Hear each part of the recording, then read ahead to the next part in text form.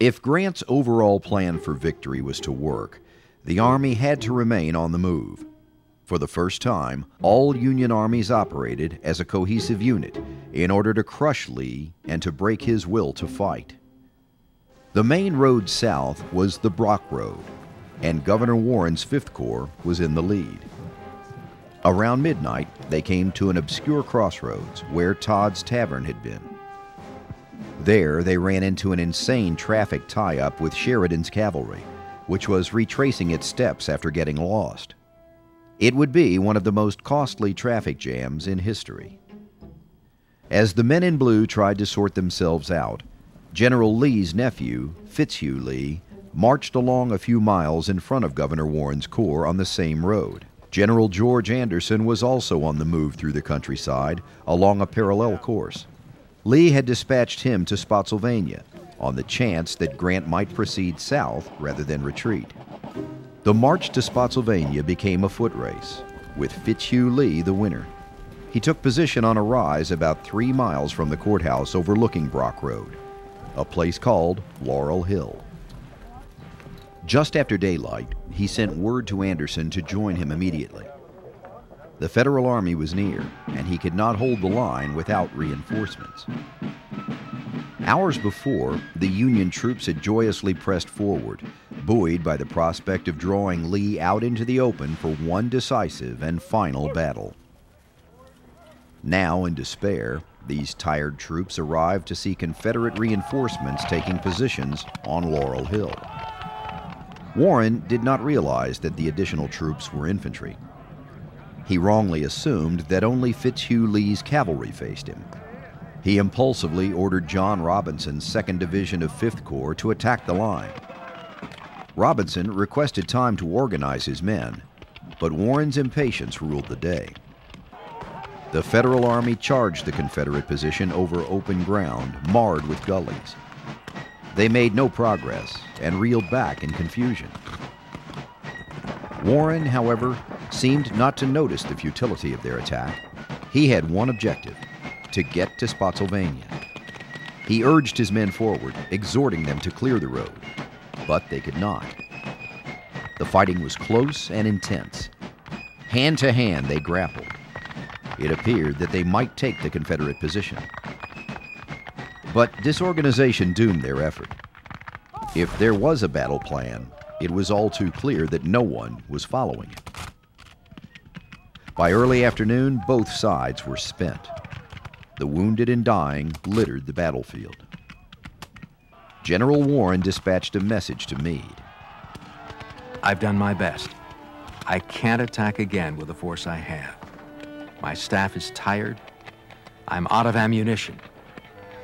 I think that if I leave the enemy alone, he'll leave me alone. If Meade had been acting alone in the field, he probably would have conceded to the Confederate strength.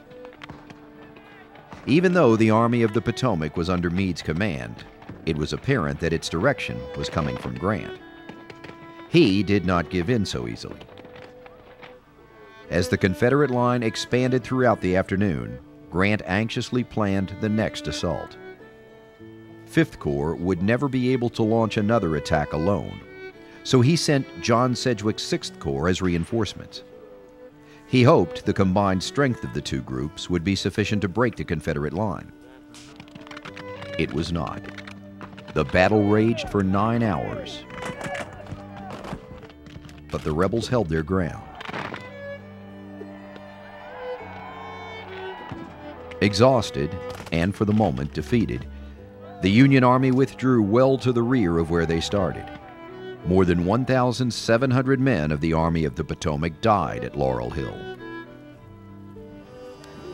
Tension filled the air as the Union and Confederate armies stared out at each other across the open field outside Spotsylvania.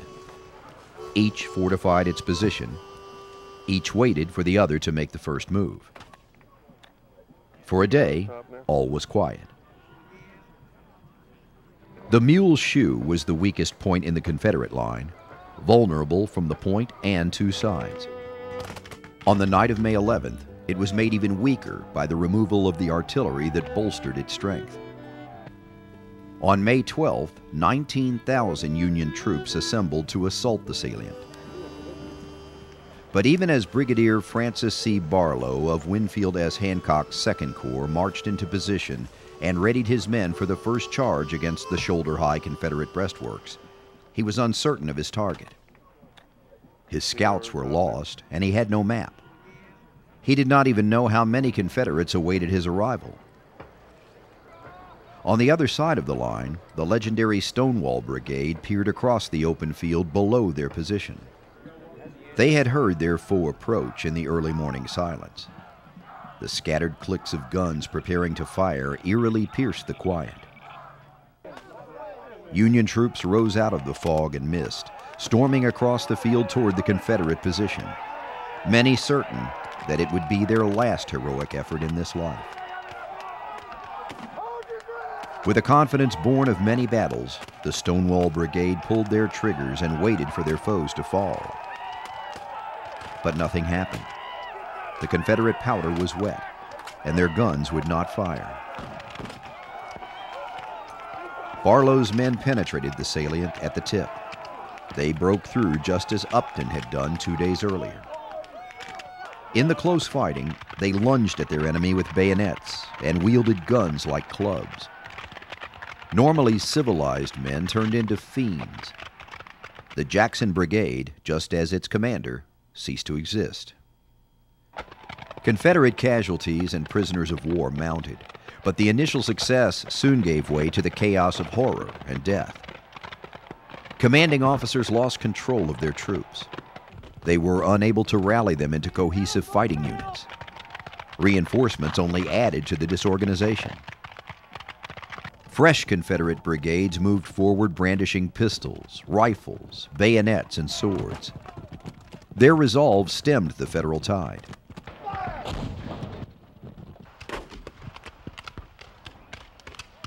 The moment for clear, decisive victory was gone.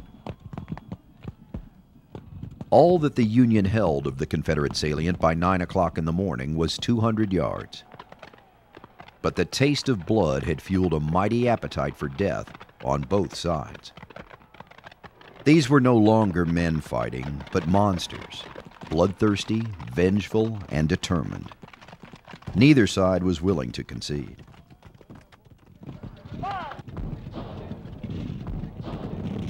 Both sides were determined to hold their position. The fighting that raged for 17 more hours was so intense that musket fire sliced through thick trees. Finally, they could sustain the battle no longer. Around 2 o'clock on the morning of May 13th, the Confederates silently dropped back to a new line. All that remained in front of them was a wasteland. The rebels called the salient the Mule Shoe because of its distinctive shape. Now the Federal Army has given it a new name, the Bloody Angle. By either name, it forever would be synonymous with futility, death, and destruction.